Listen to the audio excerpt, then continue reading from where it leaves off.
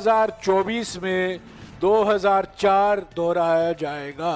20 साल बाद 2004 में आप याद कीजिए, सभी एग्जिट पोल ने अटल बिहारी वाजपेयी जी की सरकार को निर्णायक प्रचंड बहुमत दिया था। सिर्फ बहुमत नहीं, प्रचंड बहुमत दिया था 2004 में। पर सरकार कांग्रेस पार्टी और यूपीए गठबंधन की बनी। 20 साल बाद वही इतिहास दोहराया जाएगा। जयराम सर, मेरा आपसे सवाल है। अभी हमने देखा कि 11 राज्यों के आपके प्रदेश अध्यक्षों ने जो आंकड़े दिए, उसमें लगभग कांग्रेस को 125 के आसपास सीटें मिलती हुई नजर आ रही हैं 11 राज्यों में ही। ओवरऑल जो आप 295 का आंकड़ा इंडिया गठबंधन के लिए बता रहे हैं, कांग्रेस को कितनी सीटें मिल रही हैं उस 295 में से? और क्या राज्यवार, जैसे आप चैनलों के एग्जिट पोल पर सवाल खड़े कर रहे हैं, क्या कांग्रेस राज्यवार कोई आंकड़ा दे सकती है कि इंडिया गठबंधन को राज्यवार कितनी सीटें मिल रही हैं? और आखिरी चीज कि न्यूज चैनलों पर जो एग्जिट पोल हुए हैं वो एक पेशेवर तरीके से एजेंसी के द्वारा किए गए हैं। कांग्रेस का जो 295 का आंकड़ा है, ये किस सर्वे एजेंसी ने किया है? देखिए, इसका नाम ही जनता का पोल है। तो हमारे तमाम जो गठबंधन के सदस्य साथी हैं, कोई ऐसे तो है नहीं कि आर्म चेयर लीडर्स हैं, आर्म चेयर पॉलिटिशियंस हैं, एसी कमरों में बैठकर आंकड़े निकालते हैं, ऐसे लोग तो कोई नहीं है। सब सड़क से जुड़े हुए, ज़मीन से जुड़े हुए, गांव ढाणी से जुड़े हुए लोग हैं। तो वो उनको जो फीडबैक उनके ग्राउंड से आया, उनके वर्कर्स से आया, उनके कार्यकर्ताओं से आया, और सबने अपनी अपनी एजेंसीज भी हायर की थी। ऐसा नहीं कि लोग ट्रैक नहीं कर रहे थे, सब कर रहे थे। उसके बाद जो निचोड़ निकला कर हमारी 2-2.5 घंटे की बैठक चली, उसमें सबने अपने अपने आंकड़े रखे और विश्लेषण किया। ऐसा नहीं कि सिर्फ आंकड़े रखे, सवाल जवाब हुए और लंबी चर्चा हुई। विस्तृत चर्चा के पश्चात ये 295 का, जो कम से कम 295, it's minimum 295, it's not maximum, it's minimum. तो ये आंकड़ा उस वक्त उन तमाम नेताओं से बात, जो नेता वहां नहीं थे उनसे भी संपर्क हुआ फोन पर, और उनसे फोन पर लंबी बात हुई, और उसके बाद ये आंकड़ा आपके सामने हमने रखा।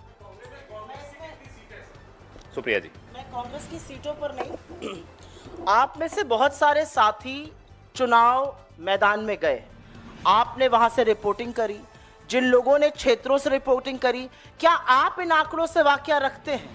आपको लगता है कि इस तरह के आंकड़े सही भी हो सकते हैं? जितना आक्रोश हमने जनता में देखा बेरोजगारी को लेकर, महंगाई को लेकर, जिस कदर युवा गुस्सा दिखा, आपको लगता है ये आंकड़े सही हो सकते हैं? मेरी अपनी खबर है, और क्योंकि आप ही लोगों के बीच में रहकर 20 साल काम किया है, कि न्यूज रूम्स खुद चौक भौचक्के थे कि इस तरह के आंकड़े आ ही नहीं सकते, क्योंकि वो लोग गए। तो मुझे लगता है ये व्यवसाय है कुछ लोगों के लिए, वो काम करते हैं, उसका उतना ही मनोरंजन लीजिए, मनोरंजन उठाइए 2-3 दिन, और 4 जून को जब असल आंकड़े आएंगे तो वो जनता की आवाज है, वही मतादेश है। ये जो आंकड़े हैं, ये अगर ये सच है तो ये पूरी तरह से मतादेश के खिलाफ है, क्योंकि जनता में आक्रोश है, गुस्सा है, जनता परेशान है, और उसने कमर कस के बदलाव के लिए वोट दिया है। इसमें मैं कुछ ऐड भी करूंगा। एक नाम मैं नहीं लूंगा, लेकिन एक बहुत ज्यादा सेलिब्रेटेड सेफोलॉजिस्ट, जो जिनके बारे में सब इंतजार कर रहे थे कल कि उनके आंकड़े आए या नहीं आए। देखिए, पारदर्शिता बहुत आवश्यक होती है, नेताओं के लिए भी होती है, पत्रकारों के लिए भी होती है, और जो सेफोलॉजिस्ट हैं उनके लिए भी होती है। वो दरअसल काम भारतीय जनता पार्टी के लिए करते हैं, उनके पेरोल्स पर हैं, उनसे पैसे लेकर काम करते हैं, और पहला आंकड़ा उन्हीं को, जो भी उनकी फाइंडिंग होती है, पहले अमित शाह जी और पीयूष गोयल जी के सामने रखते हैं। अब ये आंकड़े वहां से आए, टेलीविजन के माध्यम से जनता में फैलाए जाए, किसके थ्रू किया जा रहा है? एक ऐसी एजेंसी के थ्रू, एक ऐसे व्यक्ति के थ्रू जो कि full time Bharatiya Janata party के लिए काम करते हैं। उससे पहले उनकी प्रिंटिंग प्रेस थी कहीं मध्य प्रदेश में।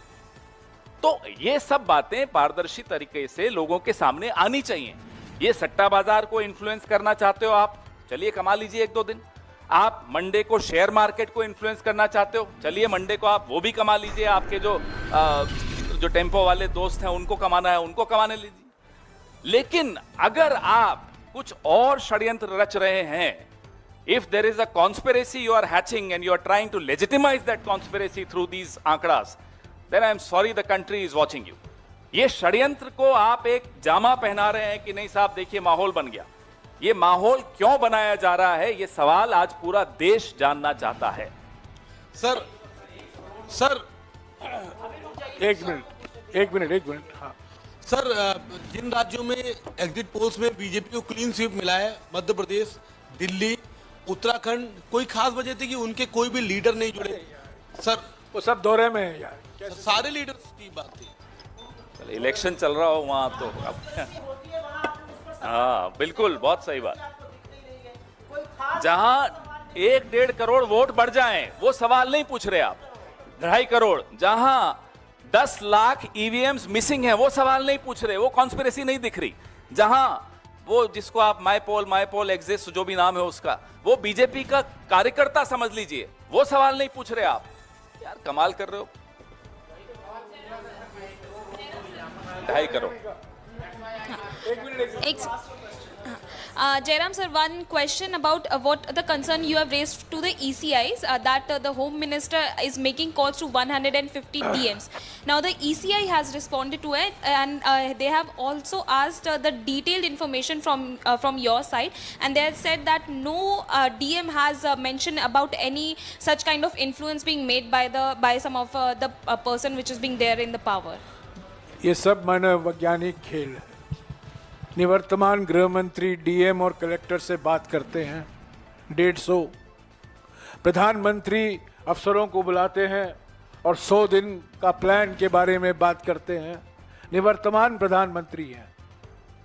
पहला ऐसा कभी नहीं हुआ है कि चुनाव के नतीजे के 2 दिन पहले प्रधानमंत्री, मैंने भी कई प्रधानमंत्री देखे हैं, कई प्रधानमंत्री के साथ मैंने भी काम किया है, ऐसा कभी नहीं हुआ है कि चुनाव के 2 दिन पहले मीटिंग बुला रहे हैं कि 100 दिन में हम क्या करेंगे, ऐसा कभी नहीं हुआ। ट्रांसफर पोस्टिंग हुआ है, हमने इस पर शिकायतें की हैं, ऑर्डर निकाला गया है, ट्रांसफर पोस्टिंग, कंपनियों को ठेका दिया गया है, नीति जो नीतियां हैं उसमें बदलाव लाया गया है, सब हमने इलेक्शन कमीशन के संज्ञान में लाया है, उनको जानकारी दी है। 117 शिकायतें हमने की है।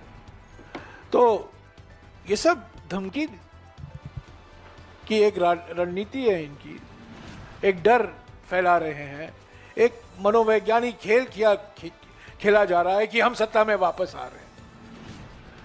तो 4 तारीख को निष्पक्ष तरीके से काउंटिंग होना जरूरी है। आज कांग्रेस अध्यक्ष और राहुल जी ने हमारे उम्मीदवारों के साथ बातचीत की, एक चेकलिस्ट सभी उम्मीदवारों के पास है। आज सुबह हमारे कोषाध्यक्ष ने एक मुद्दा उठाया काउंटिंग एजेंट को लेकर, और इलेक्शन आयोग से कुछ ही समय के अंदर एक स्पष्टीकरण भी आया। पर सवाल यह है कि शक कैसे पैदा हुआ। जो हमारे ट्रेजरर अजय माकन ने मुद्दा उठाया था वो सही था, अगर वो नहीं उठाए होते तो ये स्पष्टीकरण भी नहीं आता। तो चुनाव आयोग को भी निष्पक्ष रहना है, संवैधानिक संस्था है, सब लोग देख रहे हैं, सबकी निगाहें सिर्फ पार्टियों पर नहीं है, उम्मीदवारों पर नहीं है, सबकी निगाहें इलेक्शन कमीशन पर भी है।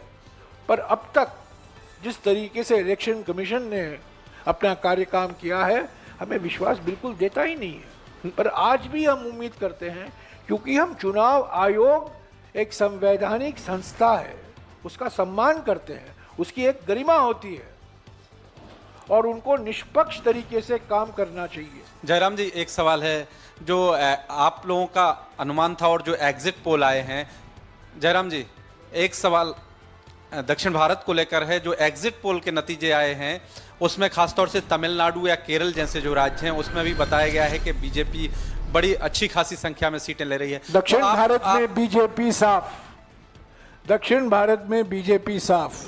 नहीं, मेरा सवाल ये है, पहले दिन से मैं कह रहा हूं, ये केरल और तमिलनाडु के जो एग्जिट पोल के आंकड़े दिए गए हैं बिल्कुल फर्जी आंकड़े हैं। और जो आपका 295 का आंकड़ा है, क्या उसमें वेस्ट बंगाल भी इंक्लूडेड है, टीएमसी के सांसद?